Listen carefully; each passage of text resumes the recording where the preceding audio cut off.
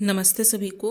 So today we will start our new chapter from class 7 startup mathematics, chapter 16 which is a data handling.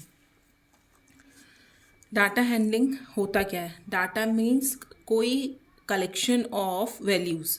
आप कहीं का data collect कर रहे हैं, like cricket match में इतने प्लेयर्स ने पार्टिसिपेट किया, 11 ने, उसमें से 6 ने क्या किया है, 50 रन्स स्कोर किए, किसी ने 60 स्कोर किए। तो इस तरीके से 11 प्लेयर्स का डाटा कलेक्ट करना किससे रिलेटेड हो गया?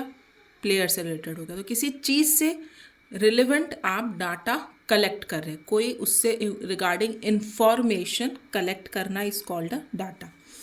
तो in this chapter we are going to learn how to collect relevant data. किसी से रिलेटेड कोई डाटा आप कैसे कलेक्ट करते हैं and present it as a frequency distribution, और कितनी फ्रिक्वेंसी पे वो डिस्ट्रीब्यूट हो रहा है, लाइक कितनी बार रिपीट हो रहा है या नहीं रिपीट हो रहा है, उसके अकॉर्डिंगली आप उसको कैलकुलेट करेंगे। और यहाँ पे हम 3 चीज़ें डिस्कस करेंगे: mean, median and mode.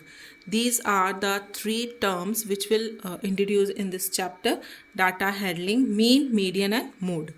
First we will arrange the data in ascending or descending order. सबसे पहले जो भी आपने डाटा कलेक्ट किया है उसको या तो आप असेंडिंग ऑर्डर में अरेंज कीजिए या डिसेंडिंग ऑर्डर में, ठीक है। Mostly we will arrange it in a ascending order which is going to the lowest value to the highest value, ठीक है। सबसे छोटी वैल्यू से हम बड़ी वैल्यू की तरफ जाएंगे तो वो होता है असेंडिंग ऑर्डर। अब रेंज क्या होता है? ये भी एक टर्म है आपके। The spread in the data is called its range. कि डाटा का स्प्रेड लाइक मीन्स फैलाव कहाँ तक है, कहाँ तक डाटा आपका फैला हुआ है, तो वो क्या होता है? रेंज क्या होती है? Difference between highest and the lowest scores या वैल्यूज़। तो रेंज आइडेंटिफाई करने के लिए आप क्या करेंगे? हाईएस्ट वैल्यू में से लोएस्ट वैल्यू को माइनस कर देंगे, you will get your range. Next is measures of central tendency. Central tendency क्या होती है? इनको आप एक बार ही सिर्फ रीड कर लीजिएगा, क्योंकि हो सकता है एमसीक्यू या किसी में ये पूछे जा सकते हैं। There are certain single values, कुछ सिंगल वैल्यूज होती हैं that lies within the range of the data and are representative of all the values of the data. कुछ सिंगल वैल्यूज होती है, ठीक है, जो कि एक रेंज के अंदर लाई करेगी, मतलब उस रेंज के अंदर ही आपको मिलेगी, और वो जितनी भी वैल्यूज़ है डाटा के अंदर उनको रिप्रेजेंट करेगी। लाइक बहुत डाटा बहुत ज़्यादा है तो आप उनमें से कुछ मीन्स निकाल लेंगे, कुछ मीडियंस निकाल लेंगे और मोड निकाल लेंगे। तो वो क्या करेंगे? मीन, मीडियन और मोड जो होते हैं ये 3 सेंट्रल टेंडेंसीज होती हैं जो कि द होल कंप्लीट डाटा को रिप्रेजेंट करती हैं इन अ सिंगल वैल्यू, और और वो क्या करती है? डाटा के रेंज में ही होती है। तो आप इन तीनों मेथड जो होते हैं ये सेंट्रल टेंडेंसीज कहलाते हैं, which is mean, median and mode, ठीक है। Now mean. मीन होता है sum of the observations divided by total number of observation. कोई वैल्यूज आपको गिवन है तो उन सब का जो सम होगा,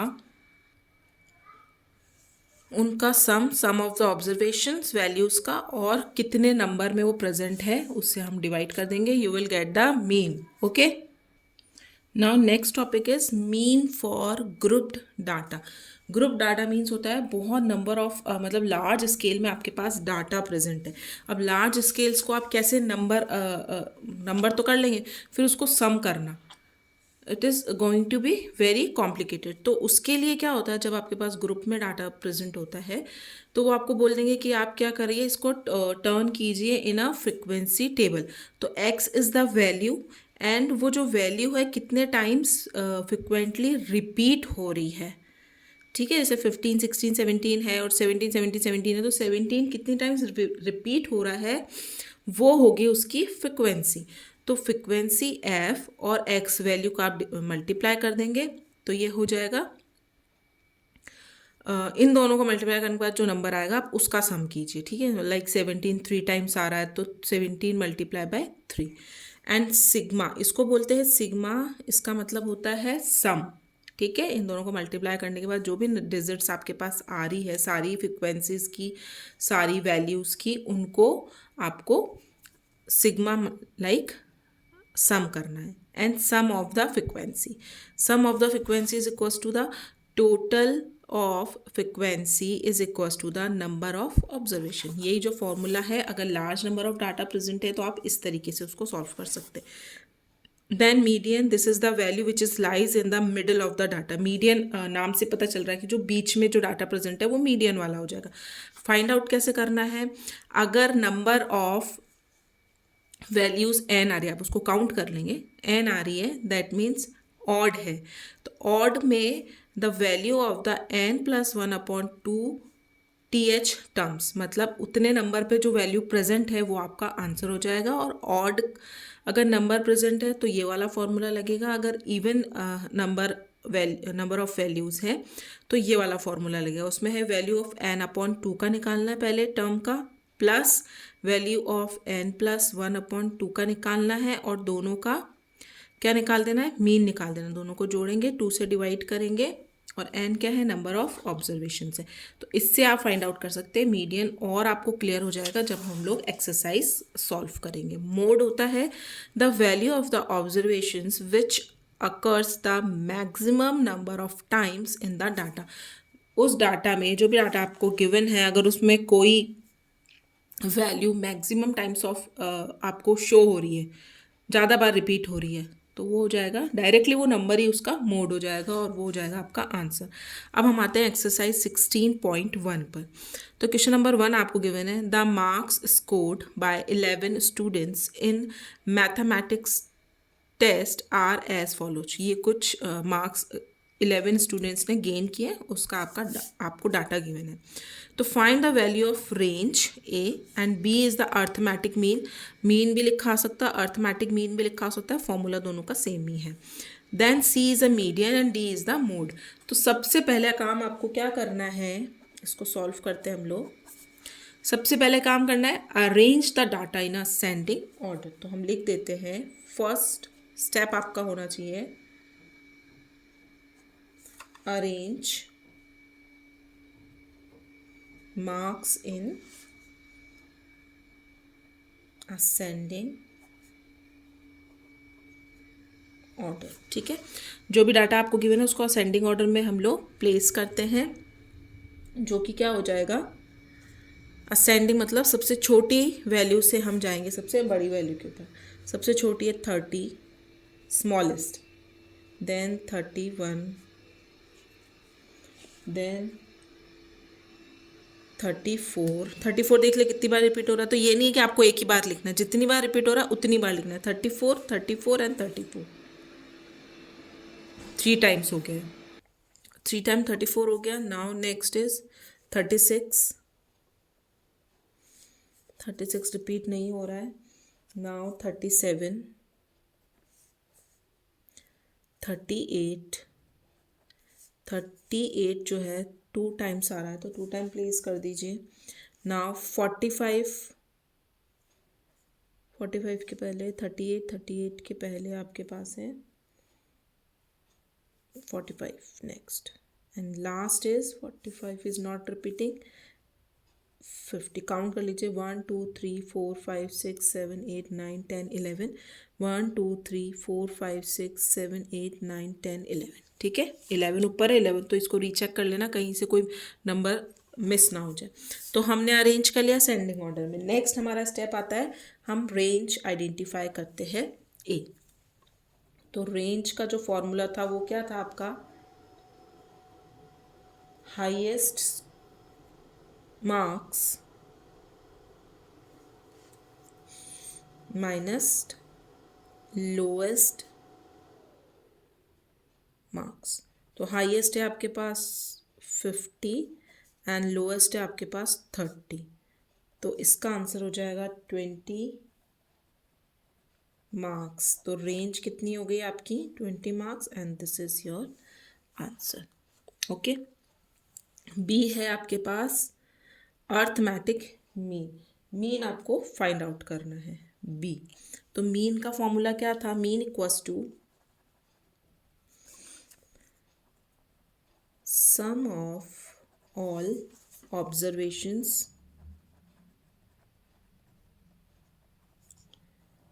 divided by number of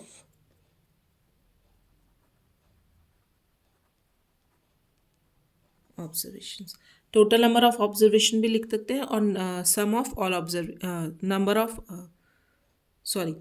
of observation भी लिख सकते हैं and total number of observation भी लिख सकते हैं. तो सम ऑफ ऑल ऑब्जर्वेशन, जितने भी मार्क्स आपको गिवन है उनको हम लिखेंगे सम के फॉर्म में.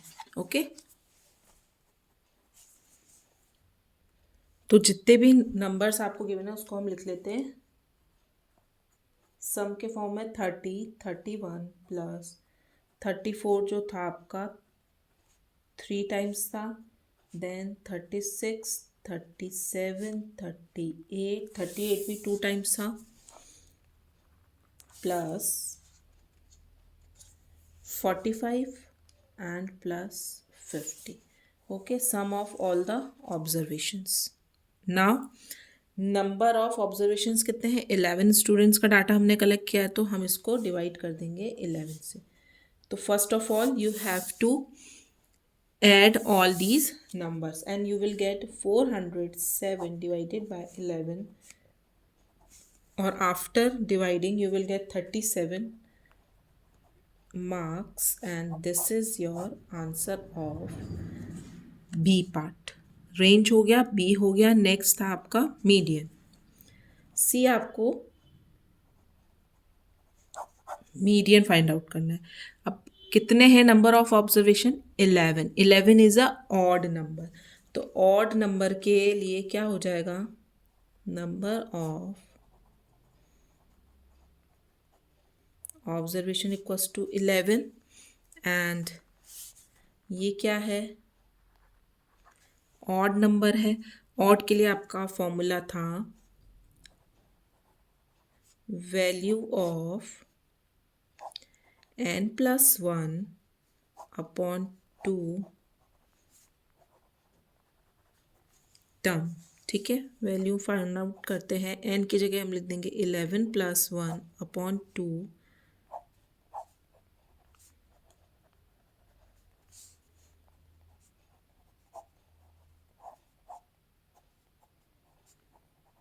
तो आ गई 6th टर्म. तो जो डाटा हमने अरेंज किया था इन असेंडिंग ऑर्डर, उसमें आप देखिए कि 6th नंबर पे कौन सा वैल्यू आ रहा है. ये देखिए, ऊपर वाले में नहीं देखना है, जो हमने अरेंज किया है उसमें देखना है. तो 1 2 3 4 5 6, 6 नंबर पे आ रहा है हमारा 36. तो 6th टर्म है 36 marks. And this is your answer, which is median. और D पार्ट था आपका मोड. तो जो भी नंबर, जो भी value maximum times of show हो रही है वही आपका आंसर हो जाएगा. तो मोड में देखिए मैक्सिमम टाइम्स ऑफ क्या शो हो रहा है? 34 3 टाइम्स है, 38 2 टाइम्स है. तो 34 जो है वो 3 टाइम्स आ रहा है. दैट मीन्स जो मोड होगा उसका आंसर होगा, जो भी नंबर आपका कितनी बार आ रहा है मैक्सिमम टाइम्स ऑफ रिपीट हो रहा है, that means 34 marks, and this is your answer of the mode. So question number 1 has been completed. Now coming to the question number 2. चलिए, क्वेश्चन नंबर 2 क्या शो कर रहा है? The rainfall in the millimetre in a city on 7 days of a certain week is recorded as follows. एक city में 7 दिन का जो बारिश हुई है, रेनफॉल हुआ है, उसको रिकॉर्ड किया गया है. तो डेज आपको गिवन है Monday, Tuesday, Wednesday, Thursday, Friday, Saturday, Sunday, क्योंकि एक वीक का ही डाटा उन्होंने कलेक्ट किया है. एंड यहाँ पे रेनफॉल की क्वांटिटी गिवन है कि मंडे को कितना बारिश हुई है 3.5, ट्यूसडे को 8.2, वेडनेसडे को 0 मतलब बारिश नहीं हुई है, Thursday is 20.5, Friday 7.3, Saturday is 1.0 and Sunday is 5.0 इतनी क्वांटिटी में बारिश हुई है. तो फर्स्ट आपको क्या गिवन है, क्या फाइंड आउट करना है हमको? Find the range of the amount of rainfall from the about data. जो आपको डाटा गिवन है उससे आपको क्या फाइंड आउट करनी है? रेंज फाइंड आउट करनी है. और रेंज का फॉर्मूला आपको पता है कि highest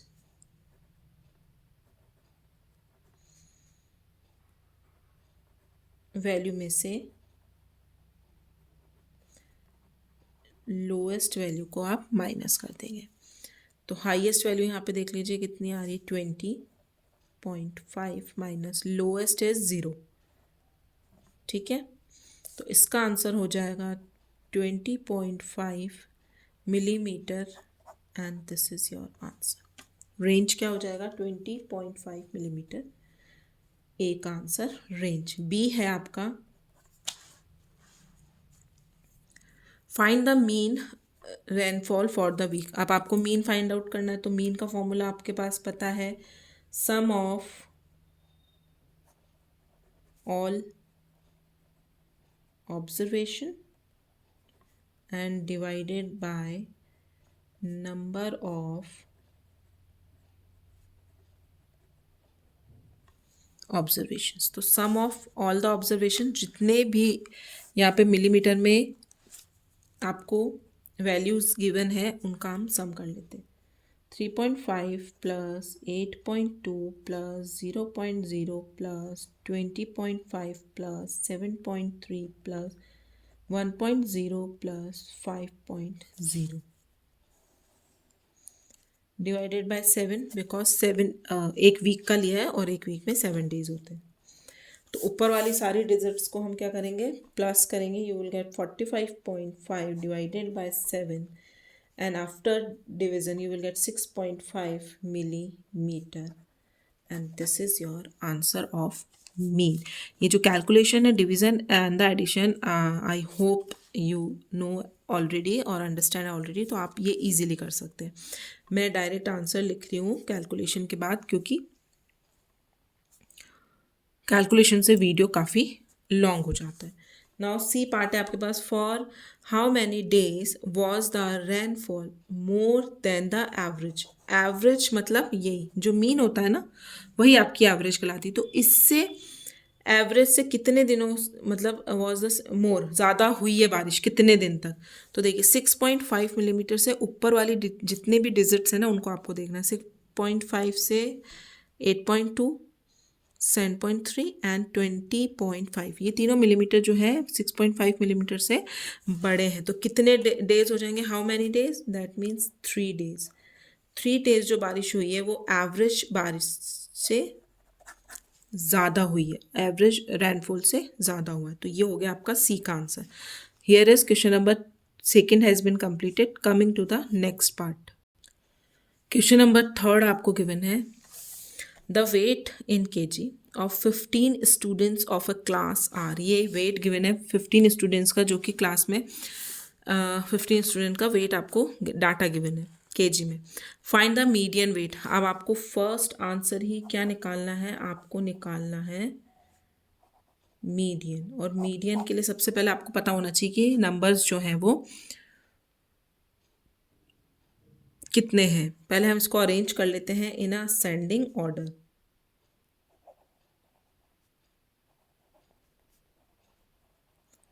First arrange data in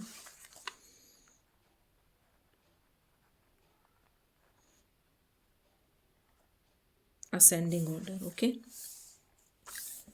ascending order में आपको स्मॉलेस्ट से जाना है। Smallest is 33,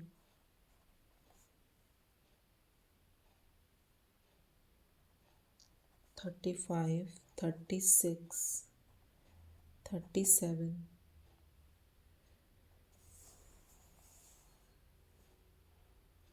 39, 1, 2 and 3, 1, 2 and 3, 3 times हो गया 39। नाउ 40, 42, 44 भी 2 टाइम्स है। Now 44, 45, 1, 2, 3, 4, 5, 6, 7, 8, 9, 10, 11, 12, 45, 49, sorry 47,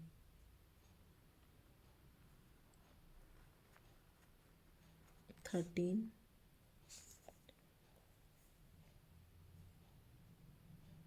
and 49.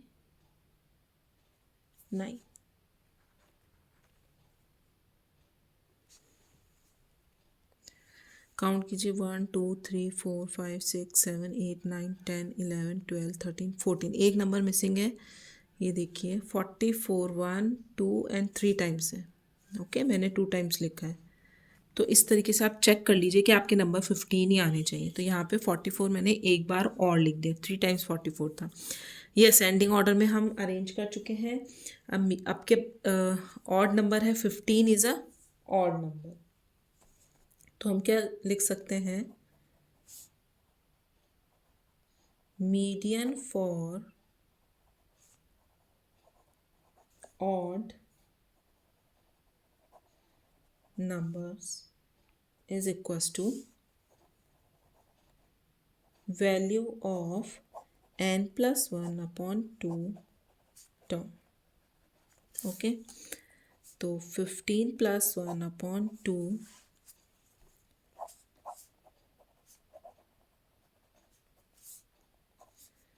16 8 सॉरी 2 8। अब यहाँ पे असेंडिंग ऑर्डर में जो हमने अरेंज किया डाटा, उसमें आप 8 नंबर की टर्म चेक करेंगे, 1 2 3 4 5 6 7 8, which is 40 kg and this is your answer.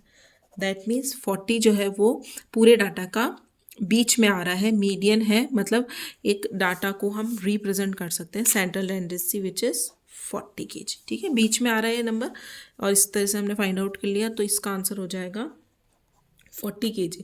अब सेकेंड है question, find the value of mode, is there more than one mode. ठीक है, मोड क्या होता है, जो भी वैल्यू आपको मैक्सिमम टाइम्स ऑफ शो हो रही है। तो आप देखिए ये 39 3 टाइम्स आ रहा है एंड 44 भी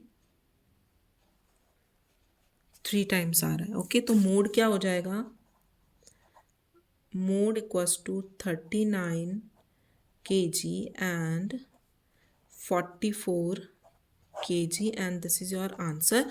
और yes, there is more then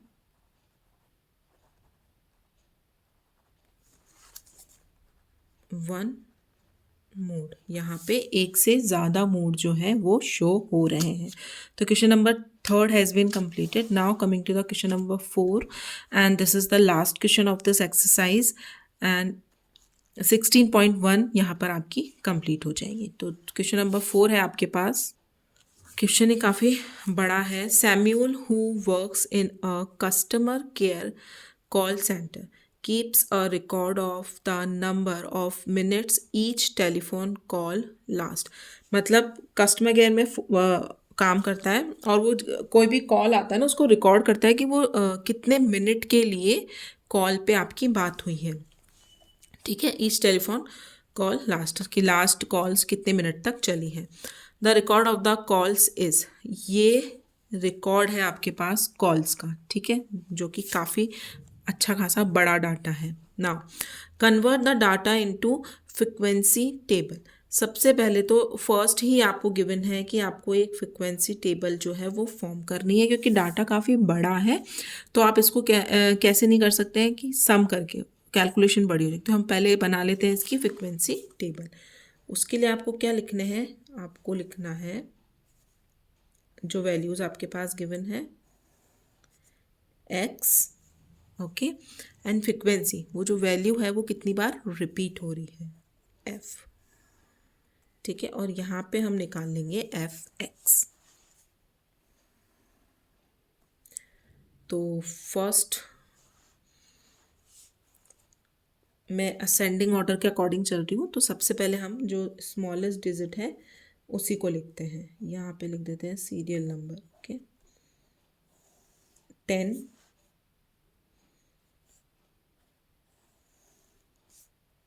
13 तो यहाँ पे जितनी वैल्यूज़ है मैंने असेंडिंग ऑर्डर में अरेंज कर ली है। अब इनकी फ्रिक्वेंसी देखते हैं। फ्रिक्वेंसी मीन्स कि 10 जो है कितनी टाइम्स आ रहा है। 10 जो आ रहा है 1 एंड 2 टाइम्स आ रहा है, तो यहाँ पे आप लिख सकते हैं 2। Frequency means 2। 13 आ रहा है आपका, अगेन 2 टाइम्स।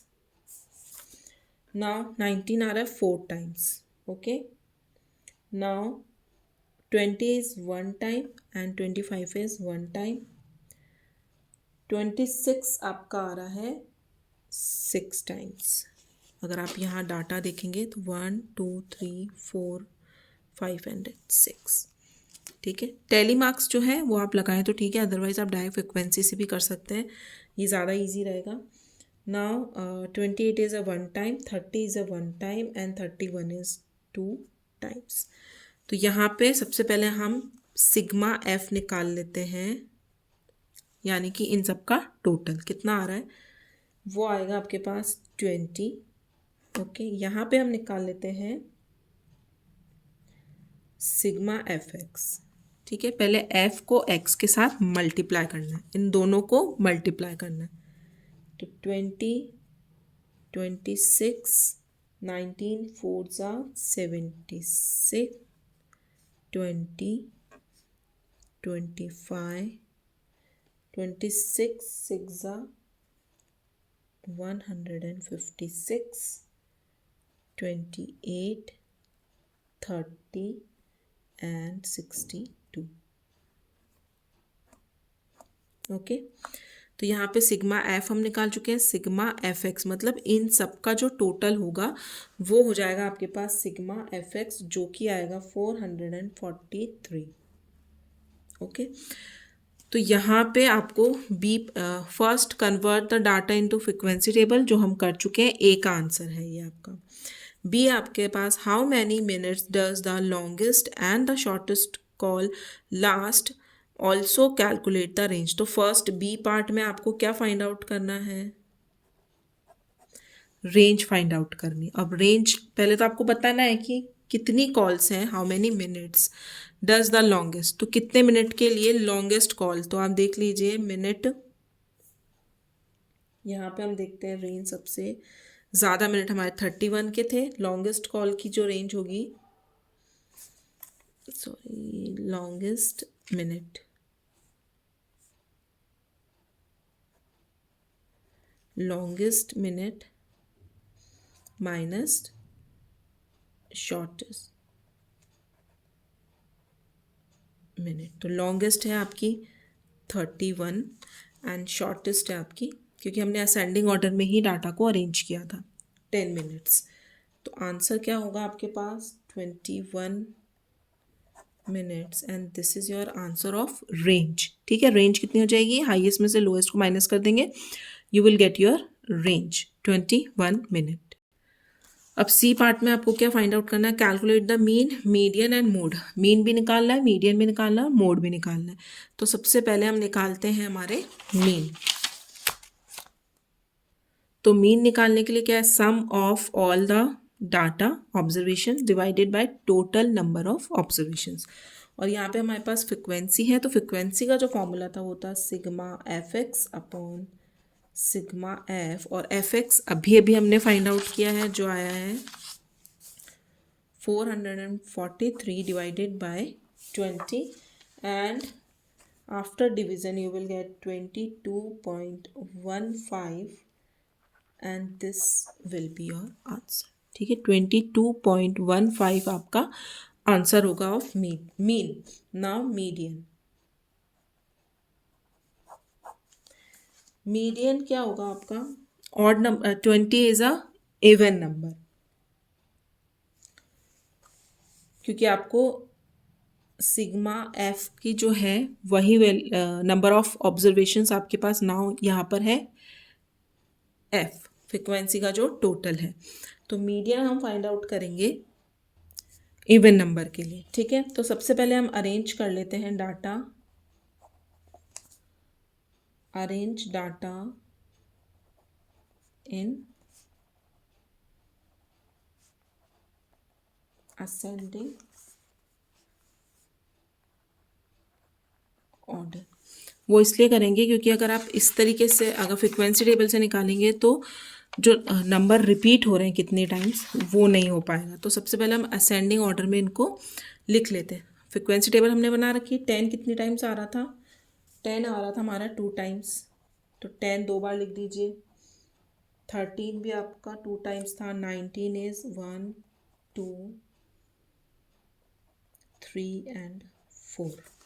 नाउ 20, ये देखिए मैंने सारा जो डाटा था अरेंज कर दिया असेंडिंग ऑर्डर में, क्योंकि नंबर्स ऑफ तो आपके पास फ्रिक्वेंसी के थ्रू है ही है बस। और असेंडिंग ऑर्डर भी हमने यहाँ पे लिखा था स्मॉल टू बिग जा रहे थे हम लोग। तो जितनी बार जो नंबर रिपीट हो रहा है उसको बस आप ओपन करके यहाँ पे लिख दीजिए। 26 6 टाइम्स आ रहा था, मैंने वो लिख दिया। तो क्या है आपके पास? इवन नंबर है विच इज़ 20। ठीक है, ये टोटल नंबर ऑफ जो डाटा है यहाँ लिख देती हूँ मैं।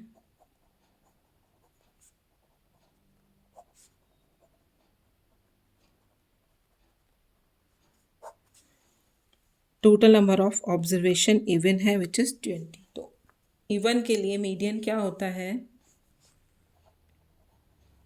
Value of n/2 term plus value of n+1/2 term, और इन दोनों का डिवाइड कर देंगे 2 से मीडियन निकालने के लिए। तो ये है आपके मीडियन का फॉर्मूला। तो सबसे पहले हम वैल्यू निकालते हैं हमारी n/2। तो n/2 की जगह लिख सकते हैं हम 20/2 term plus 20+1/2 term divided by 2 10th term plus 21/2। 21/2 को आप डिवाइड करेंगे 2 से, you will get 10.5 term divided by 2। 10th term मतलब 10 नंबर पे जो टर्म आ रही है, जो वैल्यू आ रही है वो आपको लिखनी है। तो 1 2 3 4 5 6 7 8 9 10 विच इज़ 25 प्लस, और 10.5 का मीनिंग हो जाएगा उसके जस्ट नेक्स्ट वाली, दैट मीन्स 10 और 11 के बीच में, विच तो 11th नंबर वाली टर्म हो जाएगी 26 divided by 2 and you will get 51/2 and you will get after division 25.5 and this is your answer. So median is 25.5, मतलब कि 25 और 26 के बीच की जो वैल्यू हो जाएगी ना वो आपका मीडियन हो जाएगा। तो इन दोनों का मीडियन हो जाएगा 25.5।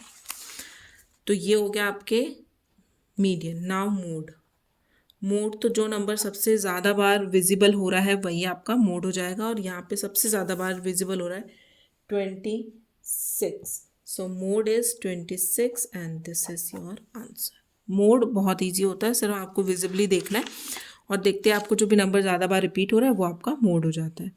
नाउ ये आपका C पार्ट था, sorry. Now D part.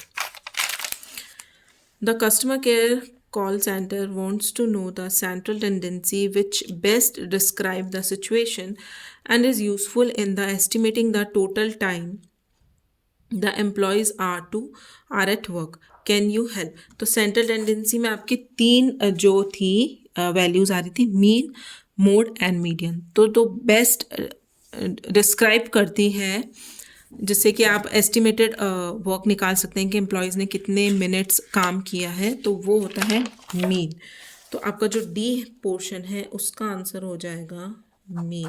Mean से आप बता सकते हैं कि कितने मिनट्स उन लोगों ने काम किया। And here is your exercise 16.1 has been completed.